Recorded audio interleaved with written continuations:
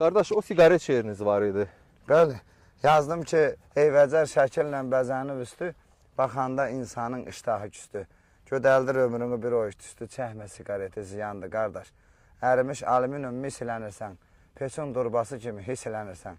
Arvah deyir, aralda dur, pislənirsən, çəkmə siqareti ziyandır qardaş. Bu uzun şeirdə elə belə bir ki, bəndini dedim. Artıq yaylağa hazırlaşırsınız. Bəli, bəli, el köçür, biz də köçməliyik. Neçə gün yol gedəcəksiniz? 10-15 gün. Artıq nə qədər vaxt, neçə illərdir ki bu dağlarda, bu yaylaqlarda? Mən 8 yaşımdan bu malın qoyunun içindəyəm. Artıq buradan ötürü özümə dünya ayırmışam. Təbiətin dünyasını, suyun dünyasını, heyvanın dünyasını, insanın dünyasını, yaxşının, pisin, hamısının dünyasına gəzib dolanmışam. Bununla da dil tapmışam. Bax, bu dünyanın dillərini necə hiss edirsiniz? Yaxşı. Təbiətin bir parçası olmaq nə deməkdir? O, möcüzələrlə doludur. Onu yaşayıb görmək lazımdır. Hər şeyi təmiz gözlə görmək üçün təmiz qəlb lazımdır. Onu da Allah Teala bizə bəxş edir. Çox sağ olun. Yəqin ki, bu yaylaqlarda, dağlarda günləriniz, zamanınız, həyatınız keçib. Ona görə də hər bir çiçəyin də dilini bilirsiniz. Əlbəttə, əlbəttə. Heyvanların dilini necə bilirsiniz? O, biraz dillə təsəvvür eləmək çox çətindir. Bax, nə hiss edirsiniz ki, bu heyvanın canı ağrıyır? Onu belə nətər deyirlər, çoxlu taktika keçəsən, gərək körpə vaxtından onun içində olasan, dilini biləsən, anlayasan, gələsən. Mən onun hər birinə sığal vurduqca özümü xoşbəxt hiss edirəm. Yəni, alışmışam. Bax, bu eli, obanı, həm də şeir yazırsınız, vaxt tapıb.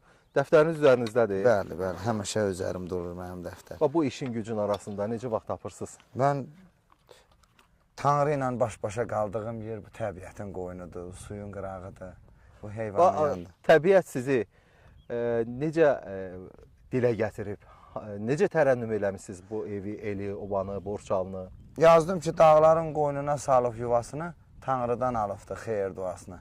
Halal neymətinlə dolan butasını, çörəyini yediyim borçaldanam. Ayağı kasb etdi, qax etdi başı, gör necə bərkiyib bir-birinə daşı.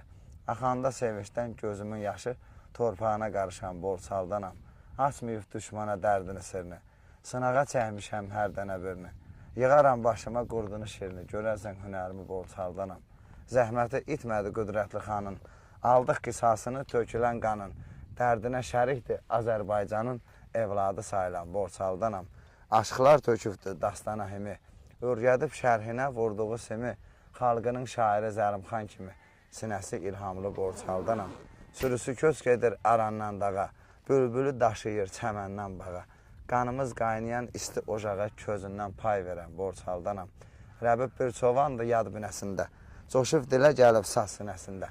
Elin gənc şairi öz küməsində, yazıbdır kitabına borçaldanam.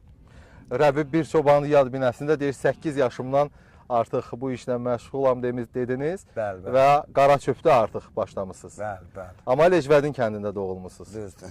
Mən nişan qoydum itif azdığım yerə, yuva saldım eşif qazdığım yerə.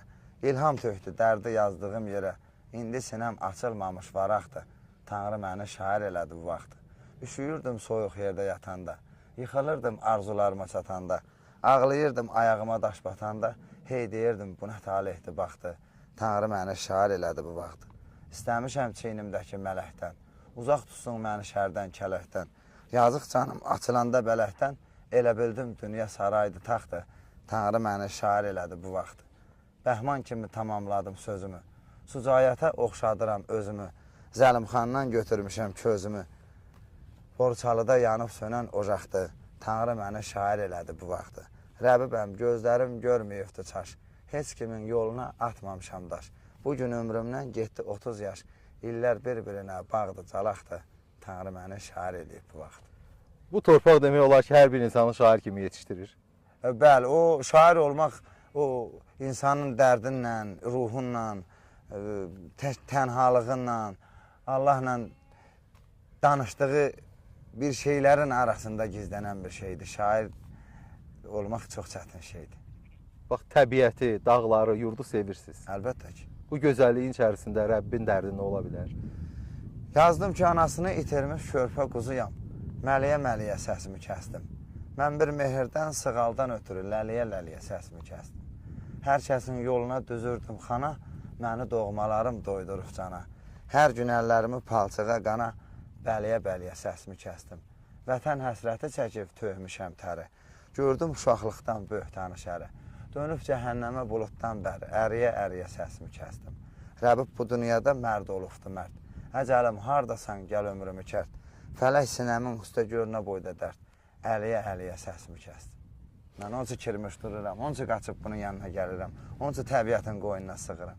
Onun üçün Allaha yaxınlaşıram. Və bu da eyni zamanda vətənə, yaşadığın torpağa, Gürcüstana bir xidmətdir, bir mənəvi borcdur. Bəli, bəli, bir şair olaraq, bir elin mərd oğlu olaraq, bir ağıllı, kamallı bir insan olaraq mən də bu torpağın üstündə dolanıram bu elin, obanın xətrinə, bu yaxşıların xətrinə. Və misralarınızda Azərbaycan sevgisi də gördük. Əlbəttə ki, mən Azərbaycan bizim ana yurdumuzdur. Azərbaycan bizim baş tacımızdır. Və bir qədər kövrəldi. Bu sevgidən, vətən sevgisindən irəli gəlir yəqin ki. Əlbəttə ki,